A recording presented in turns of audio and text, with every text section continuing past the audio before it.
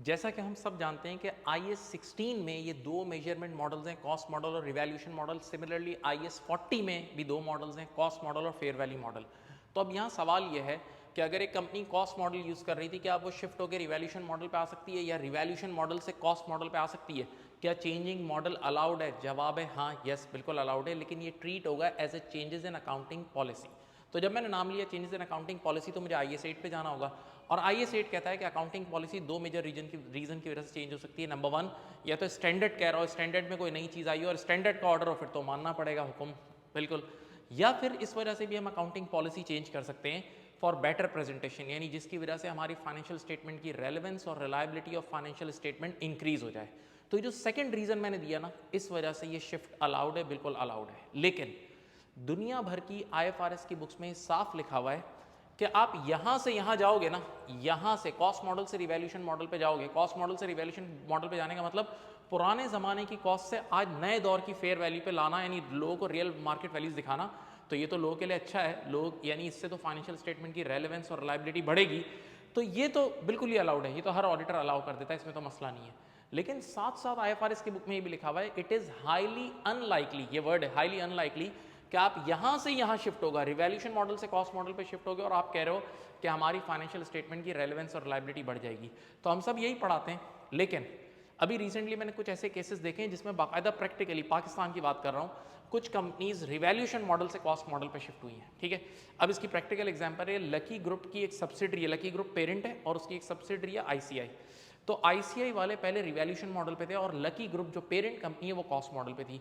तो अब ICI वाले रिवैल्यूएशन मॉडल से कॉस्ट मॉडल पे शिफ्ट होगा और ये पब्लिक इन्फॉर्मेशन है, मैं इसके एक्सट्रैक्ट्स भी आपके साथ नीचे कमेंट्स में शेयर करूंगा, आप लोग पढ़िएगा, उससे आपको और ज़्यादा डिटेल वो आपको एनालिसिस मिल जाएगा। अब सवाल ये है कि ICI रिवैल्यूएशन मॉडल से कॉस्ट मॉडल पे क्यों शिफ्ट हुई? दो रीजंस। नंबर वन, क्योंकि इसकी जो पेरेंट कंपनी थी लकी ग्रुप, वो ऑलरेडी कॉस्ट मॉडल पे थी। तो लकी ग्रुप को जब कंसोलिडेशन करना होता था ना, तो उनको ये सब्सिडरी के रिवैल्यूएशन रिजर्व को रिवर्स करना होता था और बहुत बहुत तकलीफ दे अमल होता था। तो ICI ने सिंपल बोला कि भाई हमें हमें अपनी ग्रुप के साथ, पॉलिसी के साथ अलाइन करना है, तो इस वजह से ऑडिटर ने अलाउ कर दिया। और दूसरा रीज़न ये था कि ICI के समझ लें मेजॉरिटी जो कॉम्पिटिटर्स थे ना, वो भी कॉस्ट मॉडल पे थे, तो कंपेरेबिलिटी इतनी अच्छी नहीं हो रही थी, तो कंपेरेबिलिटी भी इंप्रूव हुई इस चेंज आने से। तो बाकायदा ये चेंज उन्होंने उसके नोट्स में भी लिखा हुआ है, मैं शेयर करूंगा। तो एक तो ये इसकी एग्जांपल हो गई प्रैक्टिकल के रिवैल्यूएशन मॉडल से कॉस्ट मॉडल पे आई। सिमिलरली एक और कंपनी है पाकिस्तान की, नाम मैं भी भूल गया हूँ, उनके भी किसी प्रोफेशनल ने मेरे साथ शेयर किया था कि वो कंपनी आप समझें 2020 में रजिस्टर हुई, कंपनी बनी 2020 में और उन्होंने इनिशियली रिवैल्यूएशन मॉडल अप्लाई कर दिया, लेकिन एक साल बाद उन्होंने कहा हम कॉस्ट मॉडल पे शिफ्ट हो रहे हैं। तो ऑडिटर ने भी उनको अलाउ कर दिया, क्योंकि उसकी वजह ये थी कि पाकिस्तान की प्रॉपर्टी मार्केट आप पिछले 4-5 साल से देख रहे हो, बिल्कुल सुन हुई है, बिल्कुल चल ही नहीं रही। तो उस एक साल में कोई वैल्यूएशन ही नहीं हुई थी और एक्टिव मार्केट भी नहीं थी, बिल्कुल लेस एक्टिव मार्केट और कोई ट्रांजेक्शन ही नहीं थी। तो उन्होंने जब रिवैल्यूएशन मॉडल से वो लोग कॉस्ट मॉडल पे शिफ्ट हुए ना, तो कुछ फर्क भी नहीं आया, फाइनेंशियल स्टेटमेंट में कोई फर्क भी नहीं आया। और उस प्रोफेशनल ने खुद बताया कि हमने 3 साल पहले ये शिफ्टिंग कर दी है, अभी तक रेगुलेटर की तरफ से भी कोई ऑब्जेक्शन नहीं है और ऑडिटर ने भी हमें अलाउ कर दिया। तो यहाँ पर ये जो दोनों केसेस मैंने आपको सुना है ना, तो इन दोनों केसेस में देखें इसका एडवांटेज क्या हुआ रिवैल्यूएशन मॉडल से कॉस्ट मॉडल पे जाने के लिए, कि कॉस्ट मॉडल एक तो सस्ता है, इसके लिए कोई बड़े हाई फाई अकाउंटेंट नहीं चाहिए आपको।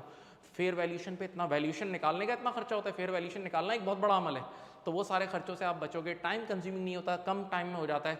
फिर सेकंड रीजन क्या है इसका एडवांटेज है कि अगर कई बार आप ऐसी मार्केट में हो जो लेस एक्टिव मार्केट से, जहाँ फेयर वैल्यूएशन चेंज ही नहीं हो रही या निकालना बहुत बड़ा अजाब है, बिल्कुल ड्राई मार्केट है, तो वहाँ भी कॉस्ट मॉडल ज़्यादा बेहतर है।